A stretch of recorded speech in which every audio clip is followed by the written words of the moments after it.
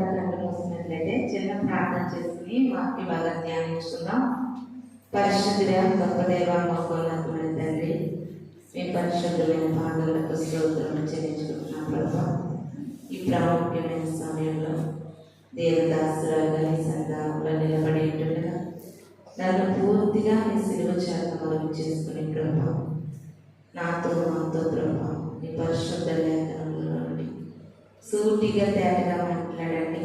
వినగలిగే చెవులు, గ్రహించే హృదయాలు మాకు అనుగ్రహించింది. సమస్తాన్ని చేతులకు అప్పగించుకుంటూ త్వరగా రాబోతున్న యేసు పరిశుద్ధ నామములో అడిగి వేడుకుని ప్రార్థిస్తున్నాం తండ్రి, ఆమేన్. ఈ చక్కటి సంబంధించిన దేవాది దేవుని వందనాలు. కుడి వచ్చిన మీ అందరికీ కూడా వందనాలు తెలియజేస్తున్నాం. వాక్య భాగాన్ని చదువుకుందాం. యెహెజ్కేలు గ్రంథము 36వ అధ్యాయము 35, 36 వచనాలు చదువుకుందాం. పాడైన భూమి ఏదేను వనమువలె అయిననియు పాడుగాను నిర్జనముగానున్న ఈ పట్టణము నివాసులతో నిండి ప్రాకారములు గలవాయననియు జనులు చెప్పుదురు. అప్పుడు యెహోవానైన నేను పాడైపోయిన స్థలములను కట్టువాడననియు పాడైపోయిన స్థలములలో చెట్లను నాటువాడననియు మీ చుట్టూ శేషించిన అన్యజనులు తెలుసుకుందురు. యెహోవానైన నేను మాట ఇచ్చియున్నాను, నేను దానిని నెరవేర్తును. హల్లెలూయా. మనం చదువుకున్నటువంటి ఈ వాక్య భాగంలో దేవాది దేవుడు సెలవిస్తూ ఉన్నారు ఏమనంటే, పాడైనటువంటి భూమి ఏదేను వనము వలె అవుతుందని, పాడుగాను నిర్జనముగా ఉన్నటువంటి పట్టణములు నివాసులతో నిండి ప్రాకారములు గలవవుతాయని జనులు చెప్పుదురు. అప్పుడు యెహోవా ఏమని సెలవిస్తున్నారంటే, పాడైన స్థలములను నేనే కడతాను, పాడైపోయిన స్థలములలో చెట్లను నేనే నాటుతాను, నీ చుట్టూ శేషించిన అన్యజనులు తెలుసుకుంటారు. యెహోవా నైన నేను మాట ఇచ్చినాను, దానిని నేను నెరవేర్చుతాను. ఈ యొక్క వాక్య భాగాన్ని మనం చదువుతూ ఉంటుండగా దేవాది దేవుడు మనకు సెలవిస్తూ ఉన్నారండి. పాడైపోయినటువంటి స్థలములను ఆయన ఏం చేస్తారంటే కడతారంట. అలాంటి పాడైపోయిన స్థలములను కట్టడమే కాదు, అందులో చెట్లను నాటుతానని ఈ మాట ఎవరు సెలవిస్తున్నారంటే, యెహోవానైన నేనే మీకు మాట ఇస్తున్నాను, నేను దాన్ని తప్పకుండా నెరవేరుస్తాను. మనం సేవిస్తున్నటువంటి దేవుడు మాట తప్పని వారు. ఆయన మాట ఇచ్చి తప్పని వంటి దేవుడిని మనము ఆరాధిస్తూ ఉన్నాం. ఆయన మాట ఇచ్చారంటే అది కంపల్సరీ జరుగుతుంది. అందుకనే వాక్య భాగం మనకు ఏమని సెలవిస్తుందంటే, ఆకాశము, మహాకాశాలు, భూమి అన్ని గతించిపోయినప్పటికీ కూడా ఆయన మాటలు ఎన్నటికీ గతించు అని వాక్యము మనకి సెలవిస్తూ ఉంది. చాలా సార్లు మనం అనుకుంటూ ఉంటాం, ఇంకా ఇది పాడైపోయింది, ఇది బాగుపడదు అని మనం అనుకుంటూ ఉంటాం. ఒక్కొక్కసారి మన కుటుంబాలను బట్టి, మన జీవితాలను బట్టి కూడా మనము అంచనాలు వేసుకుంటూ ఉంటాం. ఇంక ఇది అయిపోయిందిలే, ఇది పాడైపోయిందిలే అనుకుంటాం. కానీ అలాంటి నిస్సహాయ స్థితిలో మనం బాధపడుతూ ఉన్నప్పుడు దేవుడు మనకి సెలవిస్తూ గొప్ప ధైర్యాన్ని కలిగించేటటువంటి మాట ఏంటంటే, పాడైపోయిన దానిని నేను బాగు చేయగలిగిన దేవుడు, నేను మాట ఇచ్చానంటే అది ఎన్నటికీ కూడా వెనుతిరగదు. పోయిన వారం మనం చెప్పుకున్నాం కదా, ఆయన నిలబెట్టాలనుకుంటే ఎవరు కూడా పడగొట్టలేరు, ఆయన పడగొట్టాలనుకుంటే ఎవరు కూడా నిలబెట్టలేరు. ప్రియమైన దేవుని సంగమా, మనుష్య రీతిగా మనిషి జ్ఞానంతో మానవ ఆలోచనలతో ఒకవేళ మనం ఇటువంటి పరిస్థితుల్లో మనం ఉంటే దేవుడు మనతో మాట్లాడుతూ మనం బలపరుస్తున్న మాట ఏంటో తెలుసా? పాడైపోయిన దానిని మరలా దేవుడు పునరుద్ధరించడానికి ఇష్టపడుతూ ఉన్నారు. అందుకనే దేవాది దేవుడు సెలవిస్తూ ఉన్నారండి. ఆయన పాడైన దాన్ని మరలా బాగు చేసే దేవుడు. పాడైన స్థలంలో బాగు చేసి దానిలో చెట్లు నాటుతానని దేవుడు మాట్లాడుతూ ఉన్నారు. ఒకవేళ ఈ జీవితంలో, ఈ దైనందిన జీవితంలో ఏదైనా మనకి ఇది పాడైపోయింది, ఇంకా దీనివల్ల మనకి అసాధ్యమే, దీనివల్ల మనకు సాధ్యమైనది లేదు అని మనము కనుక ఒకవేళ మనము మానవ హృదయాల్లో మనం ఆలోచన చేస్తున్నట్లయితే అది ఏదైనప్పటికీ, ఒక ఆర్థికపరమైన సమస్య అయినా, ఆరోగ్యపరమైన సమస్య అయినా, కుటుంబ వ్యవస్థలో కలిగేటటువంటి పరిస్థితులైనా, అది ఏదైనప్పటికీ ప్రియమైన దేవుని సంగమా, దేవుడు మరలా కట్టగలిగే సామర్థ్యం ఉన్నవారు. ఆయన మాట ఇచ్చారంటే అది కంపల్సరీగా జరిగి తీరుతూ ఉంది. కానీ ఆ మాటలో ఉన్నటువంటి గొప్పతనాన్ని ప్రతి ఒక్క క్రైస్తవులు నమ్మగలిగితే, మనం నమ్మితే దేవుని యొక్క కార్యములను మనము పొందుకుంటాం. అదే మాటలు ఒకసారి యోగు భక్తుడు కూడా తెలియజేస్తూ ఉన్నారండి. యోగు గ్రంథము 38వ అధ్యాయము 26వ వచనం. యోగు గ్రంథము 38వ అధ్యాయము 26వ వచనం. జనులు లేని ఎడారిలోను వర్షము కురిపించుటకును పాడైన ఎడారిని తృప్తిపరచుటకును లేతగడ్డి మొలిపించుటకును వరద నీటి కాలువలను ఉరుములోని మెరుపులకు మార్గమును నిర్ణయించిన వాడు ఎవడు అని యోగు సెలవిస్తున్నారు.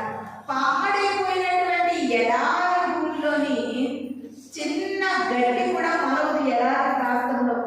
కానీ యోగు భక్తుడు ఏమని తెలియజేస్తున్నారంటే, ఎడారి ప్రాంతము పాడైపోయిన ప్రాంతం అయినప్పటికీ కూడా ఆయన లేత గడ్డిని మొలిపించగలిగినటువంటి శక్తిమంతుడు ప్రియమైన దేవుని సంగమా. అంతేకాదండి, ఆ యొక్క ఎడారి ప్రాంతంలో వరద నీటి కాలువలను కూడా ఆయన ప్రవహింపచేయగలిగిన దేవుడు.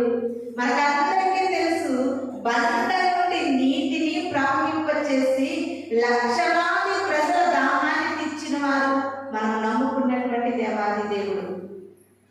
బండను చీల్చగా నీరు ప్రవహించింది.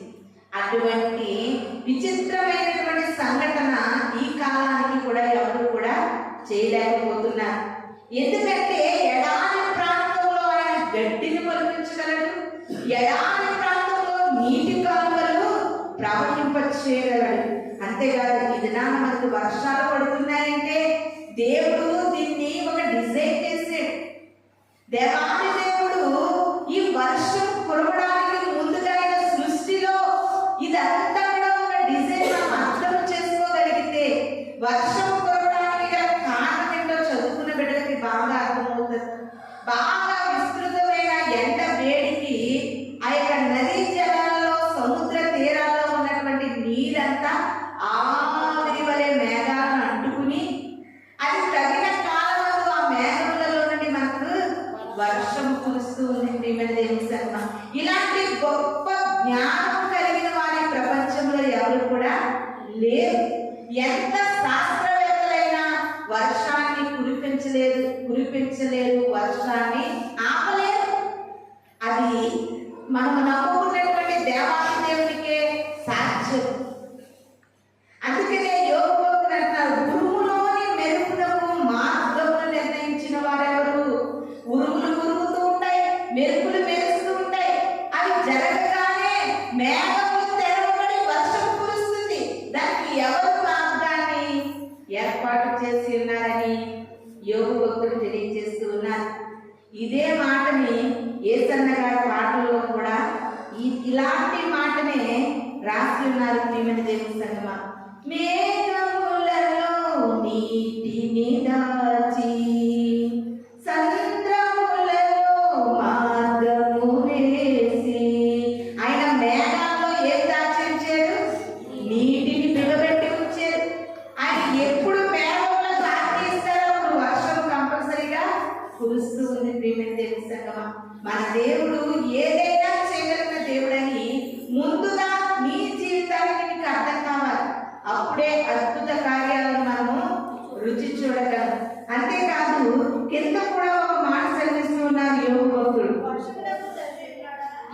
మాటలు ఏంటంటే చాలా ఆశ్చర్యంగా ఉంటుంది.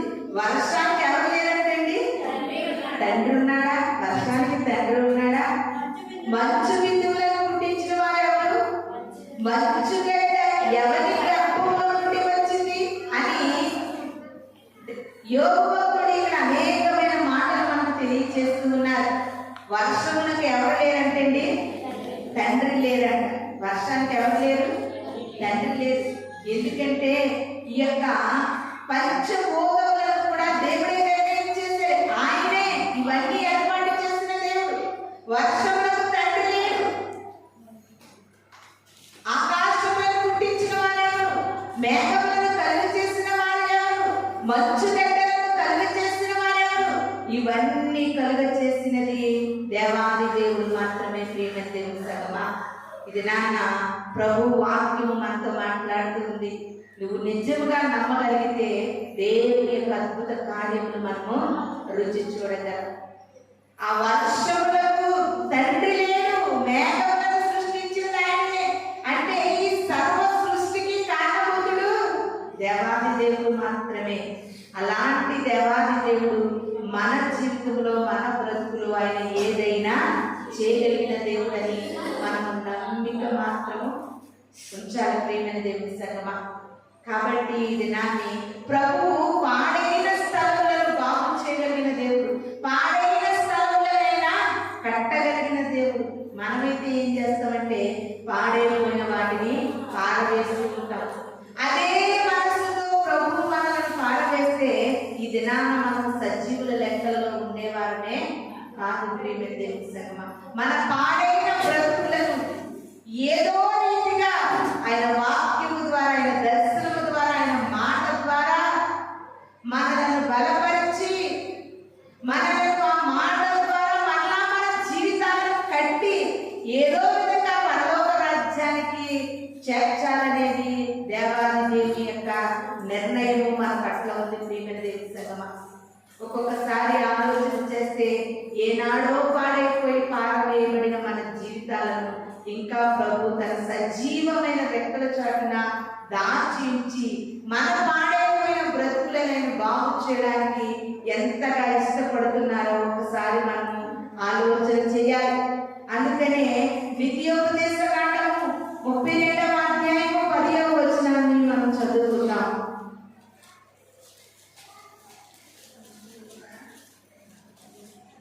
అరణ్య ప్రదేశములో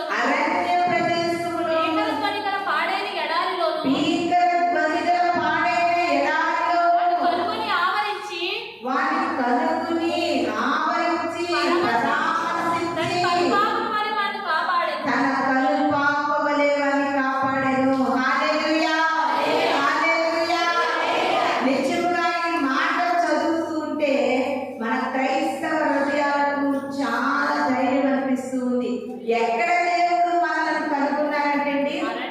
అరణ్య ప్రదేశంలోను, భీకర ధ్వని గల పాడైన ఎడారిలోను దేవుడు ఒక వ్యక్తిని కనుగొని ఆ వ్యక్తిని ఆవరించి పరామర్శించి ఎలా కాపాడుతున్నారంటండి? కరువు పాప వలె కాపాడుతూ ఉన్నారంట. ఎంత భయంకరమైన దుర్దినాల్లో మనం జీవిస్తూ ఉన్నాం. ఇంకా బ్రతికి ఉన్నామంటే కేవలం ఆయన ఉచితమైనటువంటి కృప. మనము జీవిస్తున్నామంటే ఆయన కృప. ఆయన కృప లేనిదే మనము బ్రతకలేము. ఎలా కాపాడుతున్నారంట? కంటికి రెప్పవలే, కనుపాపవలే మనల్ని కాపాడుతూ ఉన్నారండి దేవుడు. మోషే గారి జీవితంలో ఈ అనుభవాన్ని కలిగి ఉన్నారు. ఎందుకంటే ఆ యొక్క ఐగుప్తు ప్రాంతం నుండి మోషే గారు ప్రయాణమై ఎడారి ప్రాంతం గుండా వెళుతూ ఉంటుండగా ఆయన పరామర్శించేవారు కానీ, పలకరించేవారు కానీ, ధైర్యపరిచేవారు కానీ, ఆదరించేవారు కానీ ఎవ్వరూ లేరండి. ఆయన తీసుకెళ్ళినటువంటి నీళ్లు తీసుకెళ్లేటటువంటి ఆ నీళ్ల తిత్తి కూడా అయిపోయింది. ఎడారి ప్రాంతంలో మండు టెండలో సుడిబడి నడుస్తూ సొమ్మసిల్లిపోతున్న సమయంలో దేవుడు మోషే గారిని ఆవరించాడు, పరామర్శించాడు. కను పాపవలే కాపాడి ఇత్రో కుటుంబానికి మోషే గారిని చేర్చారు. ప్రియమైన దేవుని సంగమా, అందుకే పాట ఉంటుంది కదా, ఎడారి త్రోవలో నేను నడచినా ఎరుగని మార్గములో నన్ను నడిపినా, నా ముందు నడచిన జయవీరుడా, నా విజయ సంకేతమా. హల్లెలూయా. మన జీవితాలు అరణ్య మార్గములా ఉన్నప్పటికీ, ఎడారి ప్రాంతముగా ఉన్నప్పటికీ, పాడైన స్థలముల వలె మనం ఉన్నప్పటికీ కూడా మనలను ధైర్యపరిచే ఒకే ఒక మాట ఏంటో తెలుసా? దేవుడు తిరిగి మాట ఇచ్చి నెరవేర్చువారు. అది ఎడారి ప్రాంతమైనప్పటికీ కూడా మనలను కనుగొని మన దగ్గరికి వచ్చే దేవుడు. ఆయన వెదకి రక్షించే దేవుడు. తప్పిపోయినటువంటి గొర్రెలు ఆయన ఏం చేస్తున్నాడంటే వెతుకుతూ ఉన్నాడు. ప్రియమైన దేవుడి సంగమా, మనకు అనిపిస్తూ ఉంటుంది మన బాధల్లో, మన వేదనలో, మన కష్టంలో, మన నష్టంలో మనలను వెతికే వాళ్ళు లేరనిపిస్తూ ఉంటుంది, మనలను పరామర్శించే వాళ్ళు లేరనిపిస్తూ ఉంటుంది, మనతో మాట్లాడే వాళ్ళు లేరనిపిస్తూ ఉంటుంది. కానీ దేవుడు అంటున్నారు, అలాంటి పరిస్థితులలో నేను నిన్ను కనుగొని కనుపాపవలే నిన్ను కాపాడుతూ ఉన్నాను కనుక ఇంకా నువ్వు సజీవుల లెక్కలో దాచించబడి ఉన్నావు. నిజంగా ఆయన కనుపాపవలే వాళ్ళని కాపాడుతున్నారు కనుక ప్రియమైన దేవుని సంగమా, మనలో ఈ ఊపిరి, ఈ ప్రాణము కూడా నిలబడి ఉన్నది. ఎంతో మంది అనుకుంటూ ఉంటారు, దేవుడు నన్ను పట్టించుకోవడం లేదు, దేవుడు నన్ను మరిచిపోయాడేమో అనుకుంటూ ఉంటారు. కాదు కాదు, ఆయన కనుపాపవలే మనల్ని కాపాడుతున్నాడు కనుకే మనం చదువుకున్న కీర్తనల గ్రంథంలో ఆయన మహోన్నతుడైన దేవుడైనప్పటికీ కూడా దీనుల పట్ల లక్ష్యం ఉంచే దేవుడు అంటే మనం నమ్ముకున్న దేవుడు ఎలాంటి వారు? మహోన్నతుడైన దేవుడు. అసలు ఆయన ఎంత ఉన్నతమైన దేవుడో మన ఊహకు కూడా అందనటువంటి స్థితిలో ఆయన ఉన్నారండి.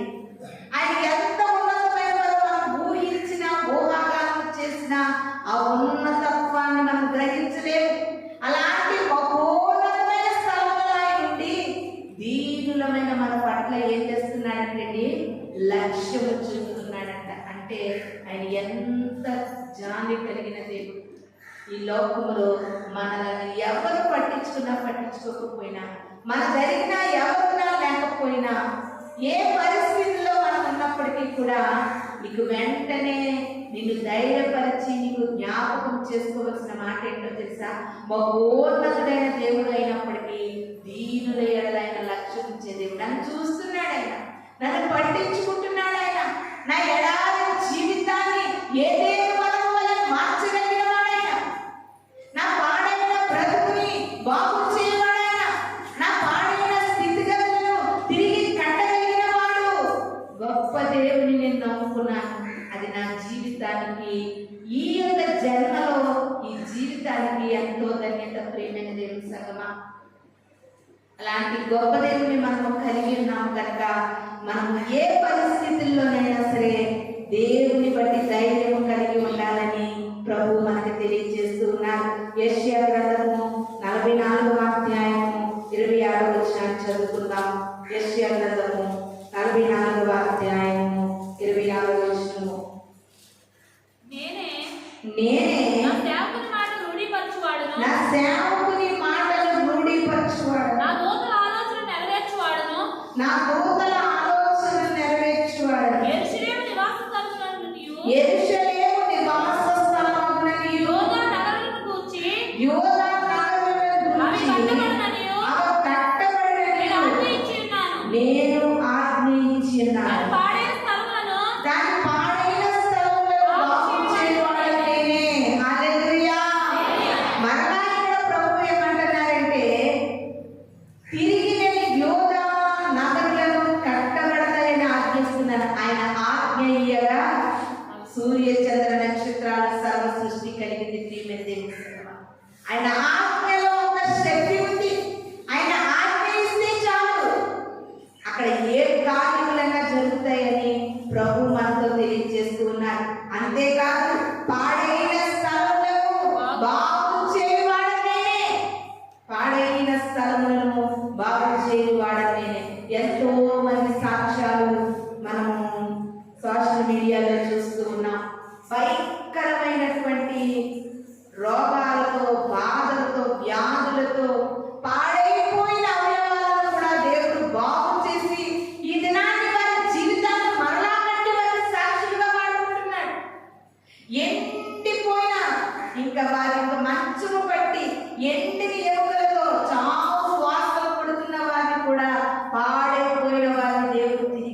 పెట్టి ఇది తన సేవగా ఉపయోగించుకుంటున్నాడు. ప్రియమైన దేవుని సంగమా, ఆయన ఏదైనా చేయగలిగిన దేవుడు. ఆయనకు అసాధ్యమైనది ఏమీ లేదండి. ఆయన పరమ వైద్యుడు. ఆయన డాక్టర్ల కంటే కూడా పరమ వైద్యుడు. ఈ లోకానుసారమైన మనుషులైతే ఏమీ చేయలేరు, కానీ సర్వశక్తి కలిగిన దేవుడు పాడైన స్థలములను తిరిగి కట్టగలడు, బాగు చేయగలడు. మనము ఎలాంటి పరిస్థితులు వచ్చినా మనకు ఉన్నటువంటి ఒకే ఒక ధైర్యము, మనం నమ్ముకున్నటువంటి దేవుడు ఆయన ఏదైనా చేయగలడు. అక్కడ అది ముగిసిపోయినా తిరిగి ప్రారంభించగలిగిన దేవుణ్ణి మనము నమ్ముకుంటున్నాం. ప్రియమైన దేవుని సంగమా, కాబట్టి ఇది ప్రభు వాక్యము మన ధైర్యపరుస్తూ ఉంది. ఎలాంటి పాడైన పరిస్థితుల్లో మనము జీవిస్తున్నప్పటికీ కూడా ఆయన మరలా తిరిగి దానిని కట్టగలిగిన దేవుడు, బాగు చేయగలిగిన దేవుడని యెషయా భక్తుడు తెలియజేస్తూ ఉన్నాడు.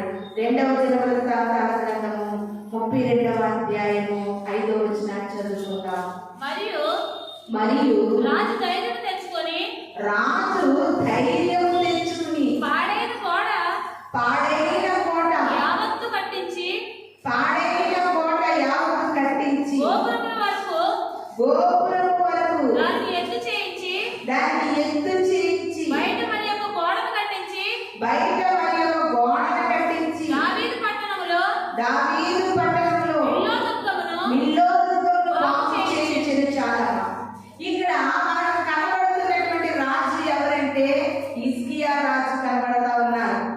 ఈయన దగ్గరికి అష్షూరు రాజు అనేటువంటి సన్హెరీబు అనేటటువంటి రాజు వచ్చి, మీ పట్టణాన్ని నేను కడగొడతాను, దాన్ని ఎవరు కట్టలేదని రాజు హిజ్కియా రాజుతో సవాల్ చేస్తూ ఉన్నాడు. ప్రియమైన దేవుని సంగమా, అలాంటి భయంకరమైన పరిస్థితుల్లో హిజ్కియా రాజు గారు ఏం చేశారంటే ధైర్యం తెచ్చుకున్నారంటే. ఏం చేశారు? ఒక్కొక్కసారి మనుషుల మాటలు మనల్ని అధైర్యపరుస్తూ ఉంటాయి. మనుషుల మాటలు మనల్ని బలహీనపరుస్తూ ఉంటాయి. మనము బలహీనపడాలన్నా, మనము ధైర్యం తెచ్చుకోవాలన్నా, అధైర్యం తెచ్చుకోవాలన్నా ఒక మాట మీద ఆధారపడి ఉంటుంది. ఒక సామెత ఉంది, నీ మాటలు వింటే కొంతకాలానికి చనిపోయే వారు ఈ రోజునే చచ్చిపోతారనే సామెత ఉంది. ఎందుకంటే మనల్ని బలహీనపరిచే మాటలు ఉంటాయి, మనల్ని అధైర్యపరిచే మనుషులు ఉంటారు. కానీ నువ్వు మనుషుల వైపు చూడకూడదు. ప్రియమైన దేవుని సంగమా, వారి మాటలను మనం లక్ష్య పెట్టకూడదు. సర్వశక్తుడైన దేవుని మాట మీద మనం నమ్మకం ఉంచాలి.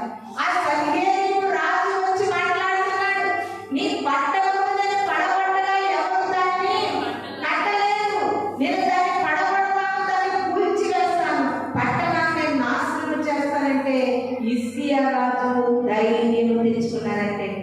హిజ్కియా రాజు గారు ధైర్యం తెచ్చుకుని ఏం చేశారంటే పాడైన గోడ యావత్తు కూడా కట్టించారు. అంతేకాదు దాని గోపురంలో కూడా ఎత్తు చేయించారు. ఆ గోడే కాదు, బయట మరియు గోడ కట్టించారు. అంటే ఈ రాజు హిజ్కియా రాజు ధైర్యం లేకుండా ధైర్యాన్ని చెడగొడుతున్నాడు. నువ్వు ఎలా కడతావో నేను చూస్తానులే, నిన్ను నేను కట్టలేవు అని హిజ్కియా రాజు గారితో సన్హెరీబు రాజు మాట్లాడుతూ ఉన్నాడు. ప్రియమైన దేవుని సంగమా, కానీ అలాంటి పరిస్థితుల్లో మనము ధైర్యము విడిచిపెట్టకుండా ఉండాలి.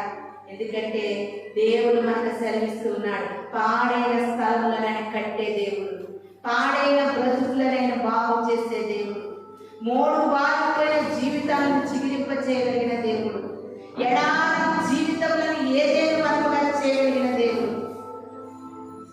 మనం నమ్ముకుంటున్న దేవుని కొరకు ఇలా చెప్పుకుంటూ పోతే ఎన్నో మాటలు మనకి ధైర్యాన్ని కలిగిస్తూ ఉన్నాయి. ప్రియమైన దేవుని సంగమా, నువ్వు అలాంటి పరిస్థితుల్లో నీకు నువ్వు ధైర్యం తెచ్చుకోవాలి. ఎవరిని బట్టి అంటే దేవుని బట్టి మనం ధైర్యం తెచ్చుకోవాలి. ఎందుకంటే మన దేవుడు మాట ఇస్తూ నెరవేర్చేవారు. నేను కడతాను, పాడైపోయిన ఈ బ్రతుకుని నేను తిరిగి కడతాను, ఎడారి బ్రతుకులలో సెలయేళ్లు ప్రవహింప చేస్తాను, నీటి కాలువలను ప్రవహింప చేస్తాను. నేను సర్వశక్తిమంతుడైన దేవుని నువ్వు ఆరాధిస్తున్నావు. అలాంటి దేవుని మీద నువ్వు ఆధారపడితే, అలాంటి దేవుని మీద నువ్వు ఆధారపడగలిగితే ప్రియమైన దేవుని సేవమా, మనుషులు ఎన్నో భయపెట్టే మాటలు మనకు తెలియచేస్తున్నప్పటికీ కూడా దేవుని బట్టి మనము ధైర్యం కలిగి ఉండాలని వాక్యము మనకి సెలవిస్తూ ఉంది. అదే యెషయా గ్రంథము 61వ అధ్యాయము 4వ వచనాన్ని మనం చదువుకుందామండి. యెషయా గ్రంథము 61వ అధ్యాయము 4వ వచనము. చాలా కాలం నుండి పాడుగారిన స్థలములను వారు కట్టుదురు, పూర్వమున పాడైన స్థలములను కట్టుదురు, పాడైన పట్టణములను నూతనముగా స్థాపింతురు, తరతరముల శిథిలమైన పురములను బాగు చేయుదురు. హల్లెలూయా, హల్లెలూయా.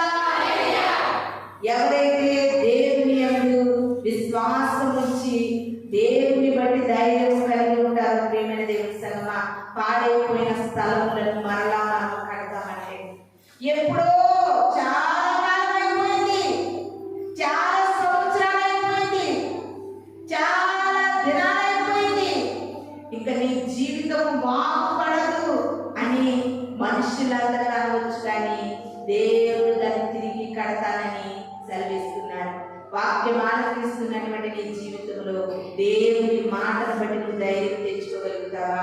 మనుషుల మాటలు నమ్ముకుని ఇంకా ధైర్యం పడిపోయి కురిగిపోయిన స్థితిలో మనం ఉంటామా? ప్రియమైన దేవుని సంగమా, ఆయన కట్టగలిగిన దేవుడు, ఆయన లేవనెత్తగలిగిన స్థితిలమైపోయిన స్థలాలను కూడా దేవుడు బాగు చేయగలిగిన దేవుడు. ఆయన సర్వశక్తి కలిగిన దేవుడు, ఆయనకి ఏదైనా చేయగలిగిన దేవుడు. ప్రియమైన దేవుని సంగమా, ఇది నాని ప్రభు మనకి మాట సెలవిస్తూ ఉన్నారు. ఏ పరిస్థితులను బట్టి నువ్వు అధైర్యపడుతున్నావు, ఏ పరిస్థితులను బట్టి నువ్వు కృంగిపోతున్నావు, ఒకవేళ నీకున్న పరిస్థితులను బట్టి ఏనాడు కూడా నేను ఇక పైకి లేవలేను, నా జీవితం ఆశీర్వదించబడదు, నా బ్రతుకు కట్టబడదు, లేకపోతే నా స్థితిగతులు ఇంతే అన్నట్లుగా మనలో ఏ ఒక్కరమైన ఆలోచన కలిగి ఉన్నామేమో, దేవుడి దినాన్ని సూటిగా తేటగా అనేకమైన రెఫరెన్సెస్ ద్వారా మనతో మాట్లాడుతూ ఉన్నారు. ఆయన కట్టగలిగిన దేవుడు, ప్రియమైన దేవుడు సర్వ, ఆయన బలపరిచే దేవుడు, ఆయన లేవనెత్తగలిగే దేవుడు. ఎన్ని సంవత్సరాలలో అన్ని అయిపోయి 12 సంవత్సరాల నుండి, చాలా కాలం నుండి తన ఒంటిలో ఉన్నటువంటి రక్తం అంతా ధారలుగా పోయింది. శిథిలమైపోయినటువంటి తన బ్రతుకుని కన్ను రెప్పపాటులో దేవుడు మళ్ళా ఆ యొక్క జీవితాన్ని కట్టగలిగేటండి. ఆయన ఏదైనా చేయగలడు. నువ్వు నమ్మకంతో ప్రార్థన చేయి, విశ్వాసంతో ప్రార్థన చేయి. ప్రభువా, నువ్వు ఏదైనా చేయగలిగిన దేవుడు. ప్రభువా, నా జీవితం పట్ల, నా కుటుంబం పట్ల, నా పరిస్థితుల విషయంలో, నా బిడ్డల విషయంలో, నా ఆరోగ్య విషయంలో, నా ఆర్థిక విషయంలో నువ్వేదైనా చేయగలిగిన దేవుడు అయ్యా, నీ మీద నేను ఆధారపడ్డాను, నువ్వు చేయగలిగిన దేవుడు అని నమ్మకముతో విశ్వాసముతో ప్రార్థన చేయగలిగితే దేవుని యొద్ద నుండి గొప్ప కార్యాలను మనం పొందుకుంటామని వాక్యము మనకు తెలియజేస్తూ ఉంది. అపోస్తుల కార్యములు 15వ అధ్యాయము 17వ వచనాన్ని మనం చూసుకుందామండి. అపోస్తుల కార్యములు 15వ అధ్యాయము 17వ వచనం. పడిపోయిన దావీదు గుడారమును తిరిగి కట్టెదను, దాని పాడైన వాటిని తిరిగి కట్టి దానిని నిలవబెట్టేదని అనాది కాలం నుండి సంగతులను తెలియపరిచిన ప్రభువు సెలవిస్తున్నాడు. ద్వితీయోపదేశ కాండం నుండి మనం చదువుకుంటున్నాం. అనాది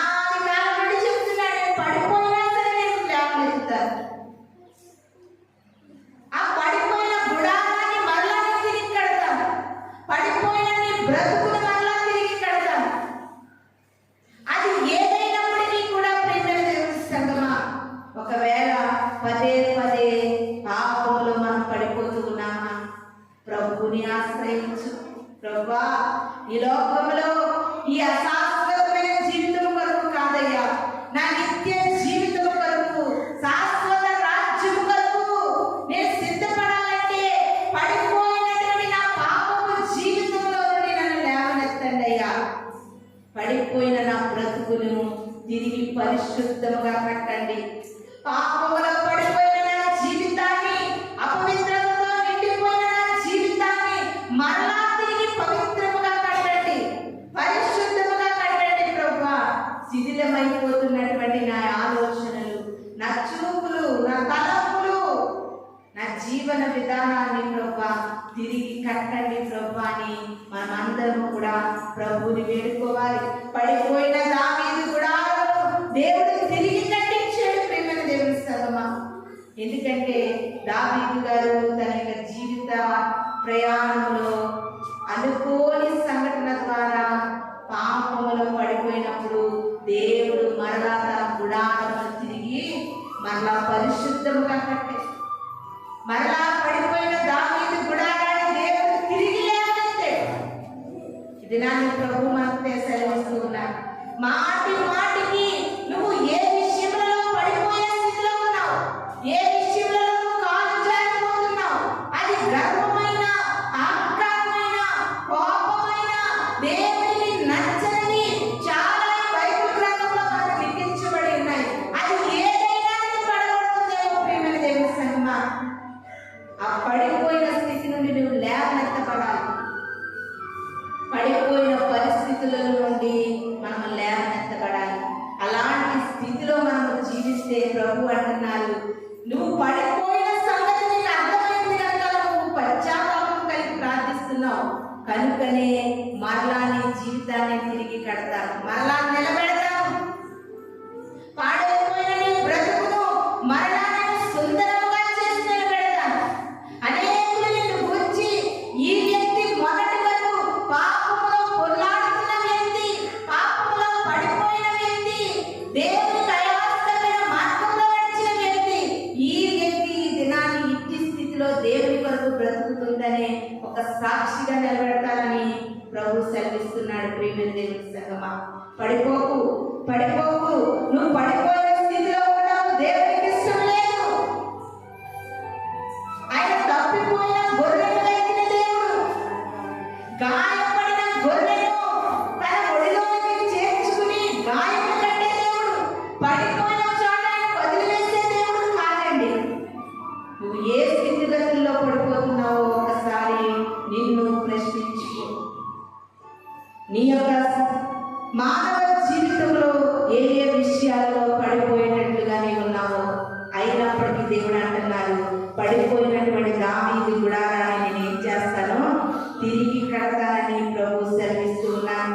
అంతేకాదేంటండి, పాడైన వాటిని తిరిగి కట్టడమే కాదు, దానిని మరలా నిలబెడతాడంట. ప్రియమైన దేవుని సంగమా, క్రీస్తుని నమ్ముకుని క్రైస్తవులుగా జీవిస్తున్నటువంటి మనము పడిన స్థితిలో ఉండకూడదు. వాక్యం అంటుంది, నీతిమంతులు 7 మార్లు పడినను తిరిగి దేవుడు లేవనెత్తుతాడండి. ఏ పరిస్థితుల్లో మనం పడిపోతున్నామో మనలను మనము పరీక్షించుకోవాలని ప్రభు వాక్యము మనకు తెలియజేస్తూ ఉంది. లాస్ట్ ఒక మాట చూసుకుని మనం ముగించుకుందాం. యెషయా గ్రంథము 51వ అధ్యాయము 3వ వచనాన్ని మనం చదువుకుందాం. యెషయా గ్రంథము 51వ అధ్యాయము 3వ వచనం. యెహోవా సియోనును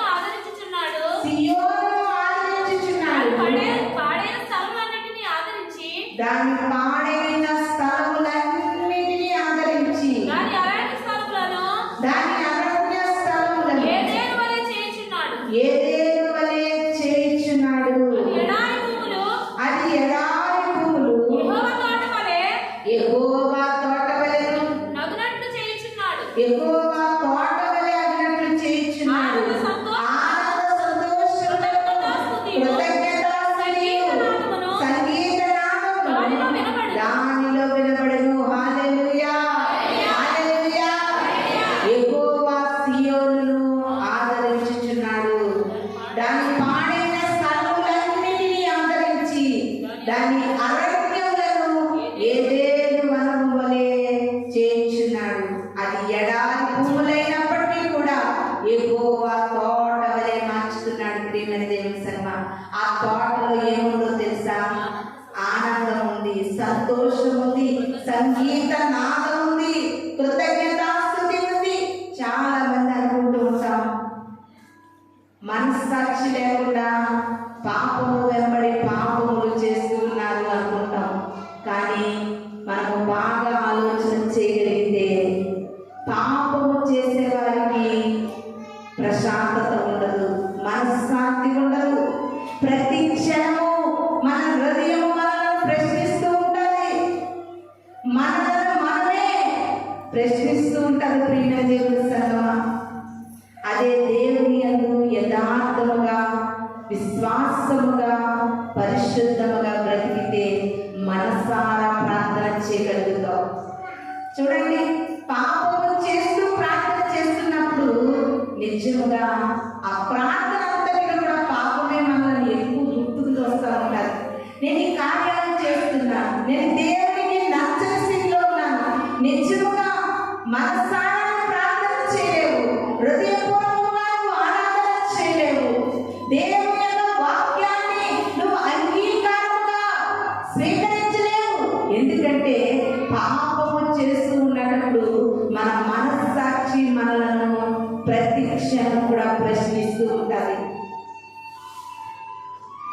ప్రతి క్షణం కూడా మనల్ని నిందిస్తూ ఉంటారు. ప్రియమైన దేవుని సంగమా, అదే దేవుని ఎడల ఒక యథార్థమైన జీవితాన్ని జీవిస్తూ ఉంటే ప్రశాంతంగా ఉంటుంది మన మైండ్, మన హృదయం కూడా సంతోషంతో ఉంటుంది. ఆనందగానం చేస్తూ ఉంటాం, కృతజ్ఞతాస్థుతి ఉంటుంది, సంగీత నాదం ఉంటుంది. సంగీత నాదం అంటే ఈ బయటకు వచ్చే వాయిద్యాలు పాటలు కాదు, మన హృదయంలో సంగీత నాదం ఉంటుంది. మన హృదయంలో తెలియని సంతృప్తి ఉంటుంది, తెలియని సంతోషం ఉంటుంది. ఎందుకంటే భయంకరమైనటువంటి దుర్దినాలను మనం జీవిస్తూ ఉంటే అనేకమైన వారు అనేకమైన మాటలు తెలియజేస్తున్నారు. అంతేకాదు, ప్రభువు తన రాకడకి సూచనలు తెలియజేస్తూ ఉన్నట్లుగా సూచనలన్నీ కూడా జరుగుతూ ఉన్నాయి. అమ్మో, దేవుని రాకడ రాబోతుంది, ఇంకా నా హృదయంలో పాపం ఉంచుకున్నాను, నేను పాపాన్ని ఒప్పుకుంటున్నాను, ఇంకా ప్రభువుకి ఇష్టం లేని చాలా నాలో ఉన్నాయి అనేటటువంటి ఒక అసంతృప్తికరమైన జీవితాన్ని మనం జీవిస్తాం. కానీ సంతృప్తికరమైన జీవితాన్ని మనం జీవించలేము. ప్రియమైన దేవుని సంగమా, ఇది నేను చెప్పడమే కాదు, అనుభవిస్తున్న ప్రతి ఒక్కరికి కూడా అర్థమవుతూ ఉంటుంది. మన యొక్క విశ్వాస జీవితము, మన క్రైస్తవ జీవితము యథార్థముగా ఉందా, పవిత్రముగా ఉందా, పరిశుద్ధముగా ఉందా, ప్రభువుకి నచ్చినట్టుగా మనం జీవించగలుగుతున్నామా లేదా, ఏది మనలో ఇంకా పాపముగా మిగిలిపోతూ ఉంది అనేది మనమందరం కూడా మన మనస్సాక్షి మనలను ప్రశ్నించి నిందిస్తూ ఉంది. ప్రియమైన దేవుని సంగమా, ఇది నాన్ని ప్రభు వాక్యము మనం చదువుకున్నటువంటి యెషయా గ్రంథము 51:3లో తెలియజేస్తూ ఉన్నాడండి భక్తుడు. యెహోవా సియోనును ఆదరిస్తున్నాడు, పాడైన స్థలములన్నిటినీ ఆదరించి అరణ్యములలో ఎంతో మంది అరణ్యములో నలిగిపోతున్నారు. అరణ్యం లాంటి కష్టాలు, అరణ్యం లాంటి బాధలు, అరణ్య రోదన, అరణ్య వేదన ఈ దినాన్ని ప్రజలను పట్టి పిడుస్తుంది. ప్రియమైన దేవుని సంగమా, నీలో ఉన్నటువంటి అరణ్యము నీకు తొలగిపోవాలంటే నువ్వు ఏదేను వనము వలె సంతోషంతో, కృతజ్ఞతాస్తుతితో, సంగీత నాదముతో ప్రభువులను ఆనందించాలంటే నీ యొక్క జీవన విధానం ఏదేను వలె మార్చబడాలి.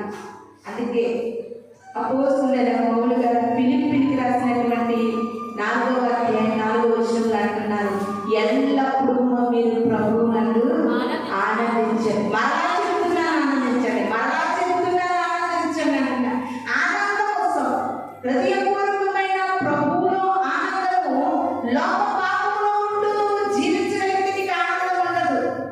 లోకంలో ఉండే ఆనందము క్షణికము మాత్రమే. ప్రియమైన దేవుని సంగమా, ఆయన సన్నిధిలో నిత్యానందం ఉంది, ఆయన సన్నిధిలో నిత్య సుఖములు ఉన్నది. ఆ ఆనందాన్ని నువ్వు పొందుకోవాలంటే ముందుగా నీ హృదయమును నువ్వు పరిశుద్ధపరచుకోవాలి, నువ్వు పవిత్రపరచుకోవాలి. లోక ఆనందంలో తేలి ఆడి ఆడి ఆడి లోక ఆనందంలో నాకు తృప్తి లేదని పాపాత్మురాలి ప్రభు పాదాల చెంత చేరింది. ఎందుకంటే లోకంలో ఉండే ఆనందం క్షణికము మాత్రమే. చాలా మంది అంటూ ఉంటారు, మనసు బాగోలేదండి, కుటుంబ సమస్యలు ఎక్కువైపోవడం వల్ల నేను మందు అలవాటు పడిపోయాను. ఎందుకంటే ఆ మందు తాగడం వల్ల ఆ కొంతసేపు నేను బాధలు మర్చిపోగలుగుతున్నాను అంటాం. కానీ ఆ మందు ఉన్న కొంతసేపు మర్చిపోగలుగుతాం, కానీ తర్వాత బాధలు మామూలే, ఆ కష్టాలు మామూలే. ఆ కొద్దిసేపటి వల్లే ఆలోచిస్తున్నాం, కానీ ఆ మందే మానగలిగితే నిత్యానందం మనకుంది. ప్రియమైన దేవుని సంగమా, ఆ కొద్ది పాపంలో ఉండే సంతోషం సుఖాలను ఆలోచిస్తూ ఆనందిస్తున్నావు, కానీ ఆ కొద్దిపాటి పాపాన్ని సుఖాన్ని విడిచిపెడితే కొద్దిగా కాదండి, నిత్యానందము మనకుంది, నిత్య సుఖము మనకుంది. మానవులు మానవ ఆలోచనతో ప్రభు యొక్క వాక్యాన్ని గ్రహించలేకపోతున్నారు. ఇందులోనే ఆనందం ఉంది, ఇందులోనే సంతోషం ఉంది, ఇందులోనే సంతృప్తి ఉంది అని మనుషులు కొద్దిపాటి జీవితం వరకు ఆలోచన చేసి నిత్య జీవితాన్ని, నిత్య ఆనందాన్ని, నిత్య సంతోషాన్ని మనము కోల్పోతున్నాం. ప్రియమైన దేవుని సంగమా, కనుక ఇది నా ప్రభు వాక్యం మనకేమైనా తెలియజేస్తుందంటే, ఒకవేళ ఎలాంటి పాడైన స్థితిలో నీ జీవితం ఉంది, పాడైన స్థితిగా, ఎండిన ఎడారిగా, ఏదేదో వరముగా నీ జీవితంలో చేయబోతున్నారు ప్రభు. కనుక మనమందరము కూడా తలలు వంచి కళ్ళు మూసుకున్నట్లయితే చిన్న ప్రార్థన చేసుకుందాం. ఈ లోకంలో జీవిస్తున్న ప్రతి మనిషి జీవితం ఎలా ఉంది? అరణ్య రోదన, ఎడారి కష్టాలు. ప్రియమైన దేవుని సంగమా, కానీ ప్రభు అంటున్నారు, నువ్వు నమ్మగలిగితే ఎడారిని ఏదైనా చేసేయగలను. నువ్వు నమ్మగలిగితే అరణ్యంలో నేను లేత గడ్డిని మొలిపించగలను.